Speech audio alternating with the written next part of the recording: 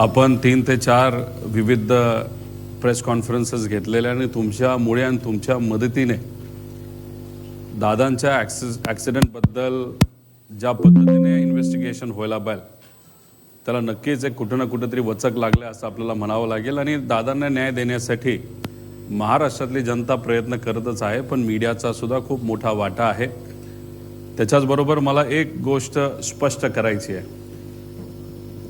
मी VSRच्या विरोधात नाही, मी DGCAच्या विरोधात नाही, त्यांचं माझं कुठेही काही वेर नाही. विषय एवढाच आहे की अजितदादांचा ॲक्सिडेंट जो झाला त्या ॲक्सिडेंटमध्ये विमान हे VSRचं होतं. DGCA हे इन्व्हेस्टिगेशन एजन्सी आहे, त्याच्या अंतर्गत AIB नावाची जी इन्व्हेस्टिगेशन आर्म आहे DGCAचा, त्याच्या माध्यमातून इन्व्हेस्टिगेशन हे होत आहे.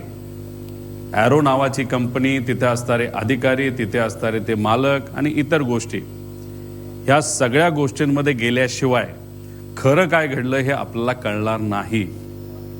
आणि या दोन, एकतर VSR या कंपनी आणि जी ॲरो नावाची कंपनी, याला काय आपण मुद्दामून टार्गेट करतोय असं नाही, पण त्या कंपनीला कुणी ना कुणीतरी वाचवतंय याचा काही प्रमाणात अंदाज हा आम्हा सगळ्यांना तिथे येतोय. DGCAच्या मध्ये असणारे पण अधिकाऱ्यांना वाचवलं जाते आणि मग वाचवावाचवीचा कार्यक्रम काही मोठ्या ताकदवान व्यक्तीच्या मदतीने जर होत असेल, मग अजितदादांचा घात का अपघात याचं जे इन्व्हेस्टिगेशन व्हायला पाहिजे ते योग्य पद्धतीने होणार नाही. आणि ते योग्य पद्धतीने व्हावं यासाठी या सर्व लोकांकडे क्रिमिनल अँगलनी पण आपल्याला बघावं लागेल आणि टेक्निकल अँगलनी सुद्धा बघावं लागेल असं आमच्या सगळ्यांचं मत आहे. आता भाग 3 ही दुर्दैवी घटना पुढे. याच्यामध्ये लेअरजेट 45 XR हा विमानाचा प्रकार आहे. आधीपासून आपण म्हणत होतो. पूर्वी ते फक्त 45 म्हणायचे, पण त्यांनी आता त्यांच्या रिपोर्टमध्ये स्वीकारलेलं आहे. त्याच्यानंतर विमान हे सुरतला गेलं होतं हे आपण सुद्धा म्हणलं होतं आणि आता ते रिपोर्टमध्ये सुद्धा तिथं आलेलं आहे. दौरा पूर्ण नियोजित नव्हता हे आपण सातत्याने म्हणत होतो, हे सुद्धा कुठेतरी रिपोर्टमध्ये आले. ते बुकिंगच्या अनुषंगाने आपल्याला ते शोधता येतं. एकूण फ्यूल क्षमतेच्या 90% फ्यूल भरले होते हे आपण बोललो होतो, तर रिपोर्टमध्ये ते आलेलं आहे. त्यानंतर टाईम सिन्स न्यू, म्हणजे आपण जे विमान आहे त्याची जी लाईफ आहे त्या अनुषंगाने अजितदादा जेव्हा बसले होते तेव्हा लाईफ किती राहिली होती हे आपण म्हणलो होतो. 85 तास राहिले होते ऑफिशियली, पण खरं बघायला गेलं तर 8000 पर्यंत गेलो होतो. म्हणजे ऑफिशियल लाईफपेक्षा 3000 तास हे इंजिन पुढं गेलं होतं. हे आता एवढं तरी सिद्ध झालं. विजिबिलिटी कमी होती हे सिद्ध झालं. 29 वर रनवे, 29 वर जे सेफ होता रनवे त्याच्यावर दोनदा मागून सुद्धा नंतर ते कॅन्सल करून 11 वर मुद्दामून पायलटच्या माध्यमातून लँड करण्याचा प्रयत्न त्या ठिकाणी झाला होता हे सुद्धा सिद्ध होतंय. आणि मुख्य पायलट काहीच बोलत नव्हता हे तुम्ही ट्रान्सक्रिप्टमध्ये तिथं बघितलं असेल. पुढं आता ह्याच्यामध्ये जेव्हा एखाद्या VIPच्या ॲक्सिडेंटबद्दल इन्व्हेस्टिगेशन केलं जात असेल, नाही तर कुठल्याही ॲक्सिडेंटबद्दल आणि खास करून विमानाच्या बद्दल, तर त्याच्यात कुठंतरी डोळ्यात तेल घालून त्या एजन्सीली नाही तर इन्व्हेस्टिगेशनची जी कुठली बॉडी आहे त्याली डोळ्यात तेल घालून इन्व्हेस्टिगेशन करण्याची जरूरत असते. कारण मीडियाचं लक्ष आहे, लोकांचं लक्ष आहे, मोठ्या नेत्यांचं लक्ष आहे. आम्ही प्रेझेंटेशनच्या मदतीने अनेक चुका लोकांसमोर त्या DGCA बद्दल आणि VSR कंपनीबद्दल आणलेल्या आहेत. आमची अपेक्षा होती की हा रिपोर्ट बनवत असताना घाई गडबडीने न करता, कारण अख्खा महिना या रिपोर्टसाठी घेतला, त्यात चुका होऊ नये अशी आमची अपेक्षा होती. पण सुरुवातीला जर आपण बघितलं तर बारामतीला जिल्हा करून टाकला ह्यांनी. आता ह्याच्यामध्ये तुम्ही म्हणाल टायपिंग एररला काय फरक जातो.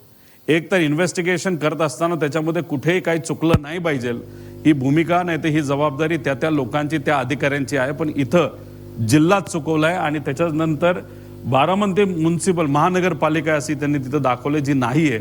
म्हणजे या टायपोग्राफिकल एरर हे जे झाले त्याच्यावरनं AIB किती सिरियस आहे या रिपोर्टबद्दल हे आपल्याला त्या ठिकाणी कळतं. आता ह्याच्यामध्ये तुम्ही जर बघितलं तर aircraft was observe to have bank toward the right, म्हणजे राईट साईडला बँक झालं होतं. म्हणजे जे पंखा असतो लेफ्ट साईडचा पंखा जर खाली असेल तर त्याला आपण लेफ्ट बँक बनतो. त्यामुळे हा व्हिडिओ बघितल्यानंतर सिद्ध होतं राईट बँक नव्हतं झालं, लेफ्ट बँक झालं होतं आणि ते लेफ्ट साईडला धावपट्टीचा पडलं होतं. हे तर आपल्या सगळ्यांना त्या ठिकाणी माहिती आहे. त्यामुळे या रिपोर्टमध्येच बेसिक जी गोष्ट आहे, गोळी कुठं लागली हे जर आपण विचारायला गेलं तर डोक्याला लागली का पोटात लागली, खरं कुठं लागली, जर डोक्यात असेल तर इथं सांगण्यात आले की छातीत लागली. मग इथं बेसिकच जे ऑब्झर्वेशन आहे ते या रिपोर्टरचं नाही तर सॉरी त्या AIB या संस्थेचं चुकलंय या रिपोर्टमध्ये, असं आमच्या सगळ्यांचं मत आहे. पुढं त्याच्यानंतर इथं रिपोर्टमध्ये तुम्ही बघितलं असेल चर्चा एका झाडाची आहे. रिपोर्टमध्ये झाडे सांगितलेत, म्हणजे ट्रीज सांगितलेत. आता ह्याच्यामध्ये अशी कुठली झाडं होती तिथे की ज्याच्यावर हे विमान ज्या झाडांना धडकून, झाडांना एक झाड नाही अनेक झाडांना धडकून हे खाली त्या ठिकाणी पडलं. तर याच्यामध्ये आम्ही थोडंसं बघितलं या बाजूला जिथं हे विमान इथं पडलं होतं तर इथं कुठंच तिथं झाड दिसत नाही, हे झुडूप आहे. पण या झुडपाला काही विमान तिथं टच सुद्धा झालं नव्हतं. त्यानंतर हे तुम्हाला दिसलं, पुढे घ्या. आता हे माऊली रायते म्हणून लोकल चांगले तिथले पत्रकार आहे, त्यांनी अख्खा रिपोर्ट आहे, मोठा आहे, 28 जानेवारी तुमचा घेणार नाही. पण याच्यामध्ये आपण जर बघितलं तर हा व्हिडिओ आम्ही काढलाय. तिथे हे झुडपं सोडली पण ही झुडपाची हाईट आणि विमान पडल्याची हाईट ही मॅच त्या ठिकाणी कुठंच होत नाही. त्यामुळे रिपोर्टमध्ये झाडांना धडकलं इथंच या AIBचं चूक त्या ठिकाणी झालेलं आहे. मग रिपोर्ट द्यायचा म्हणून रिपोर्ट दिला का कुठंतरी झाडांवर जबाबदारी ढकलून द्यायची, असा कुठंतरी केवळवाना प्रयत्न AIB कडनं झाला असं आपल्याला म्हणावं लागेल. पुढे आता दुसरं, तिथं असणाऱ्या काही लोकांशी बोलल्यानंतर हे खरं खोटं हे इन्व्हेस्टिगेशन, क्रिमिनल इन्व्हेस्टिगेशन म्हणजे CID ला विचारावं लागेल, नाही तर CIB ला. काही लोकांचं असं मत आहे की विमानतळाची रेकी करण्यासाठी ऍक्सिडेंटच्या आधी काही तिथं लोक आली होती असं लोकांचं मत आहे. ह्याचं क्रिमिनल इन्व्हेस्टिगेशन करायची जरूरत आहे. हे त्या CID आणि CBI करावं, याच्यात थोडंसं लक्ष घालावं असं आमचं मत आहे. आता ह्याच्यामध्ये 2023ला जो मुंबईला ऍक्सिडेंट झाला होता लेअर जेटचा, ते सुद्धा VSR कंपनीचं, त्याच्यामध्ये इन्व्हेस्टिगेशन टीम मध्ये Shri K. Ramachandran assistant director हे लिहिलं होतं आणि मग त्यानंतर इन्व्हेस्टिगेटर कोण आहे तर हे लिहिलं. हे झालं 23चं. मग आता कालचा जो अजितदादांचा रिपोर्ट आलाय त्याच्यामध्ये कुठल्या इन्व्हेस्टिगेटरचं नाव लिहिलंय का, तर नाव लिहिलेलं नाही. कदाचित इन्व्हेस्टिगेटरच घाबरले असतील. याच्यात मॅन्युप्युलेशन, कागदपत्राची हेराफेरी आणि याच्यामध्ये इतक्या गोष्टी होणार आहे तर नावच देऊ नका, म्हणजे उद्या जाऊन कुणी त्या लोकांवर आक्षेप घेणार नाही, अशी कदाचित त्या ठिकाणी भूमिका असावी. त्यामुळे आता याच्यामध्ये आपण जर बघितलं तर ह्या 23च्या इन्व्हेस्टिगेटर रिपोर्टमध्ये AIBचा जो आहे, जो 23च्या ऍक्सिडेंटचा आहे, अजितदादांच्या बाबतीत अशा पद्धतीने इन्व्हेस्टिगेशन टीमचं नाव हे कुठूनही त्या ठिकाणी आलेलं राहिलं नाही. आणि आम्हाला जे कळालं 23ला जो ऍक्सिडेंट झाला होता VK सेंकली स्वतःच्या प्रायव्हेटच्या ट्रकमध्ये, सगळं जे 23चं जे विमान आहे जे मुंबईत पडलं होतं, ब्लॅक बॉक्स पासून सगळं हे स्वतः हाताळून दिल्लीला नेलं होतं असं आम्हाला तिथे कळालेलं आहे. त्यामुळे अजितदादांच्या बाबतीत इन्व्हेस्टिगेशन टीम का नाही असा एक खूप मोठा प्रश्न आम्हा सगळ्यांना आहे. आणि हा भेदभाव दादांच्या बाबतीतच का तिथं केला जातो ही शंका, नाहीतर ही भावना आमच्या सगळ्यांची आहे.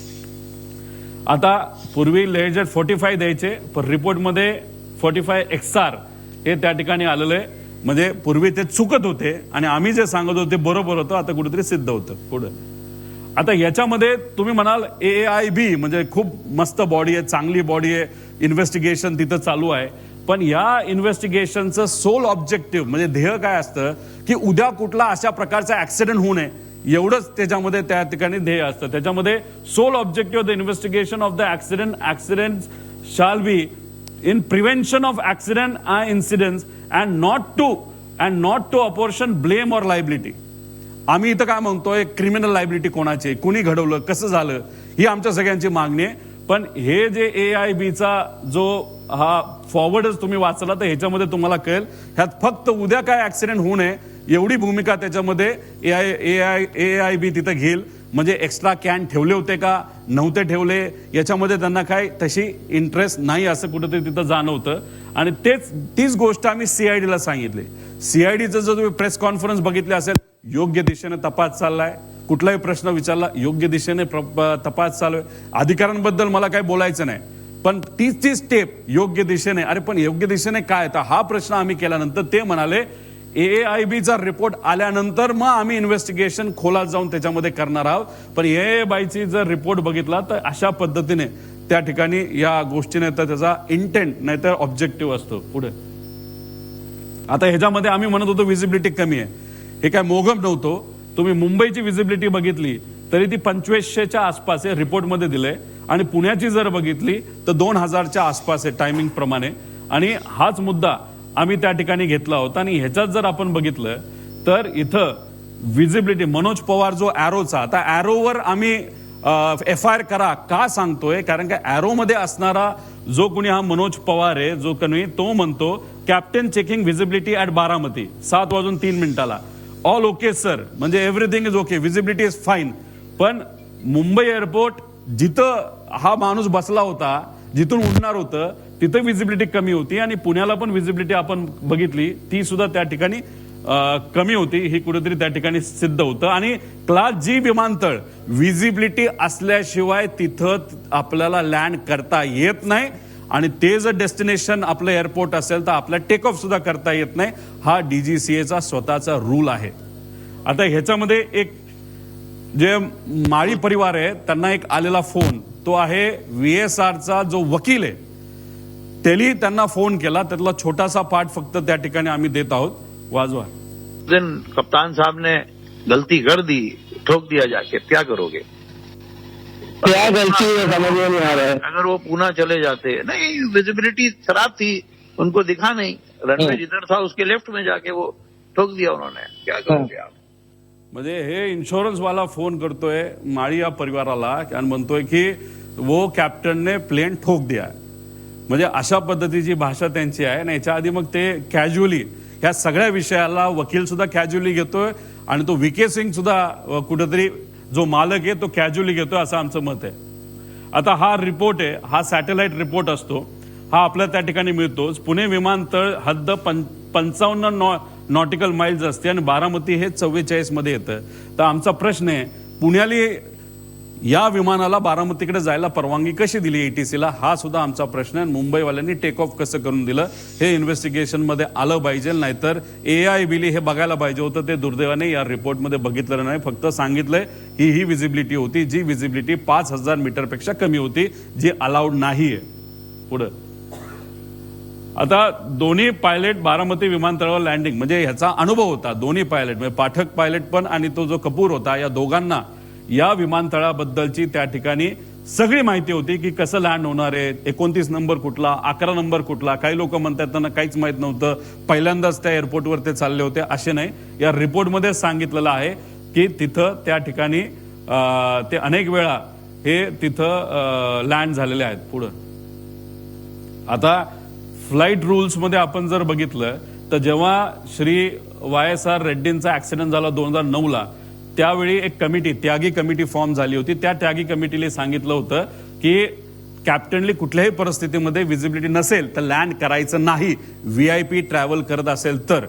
आता हे सांगितलंय, हा रूल आहे, नियम आहे, आणि तो नियम त्या ठिकाणी असताना सुद्धा हे विमान लँड करण्यात आलं.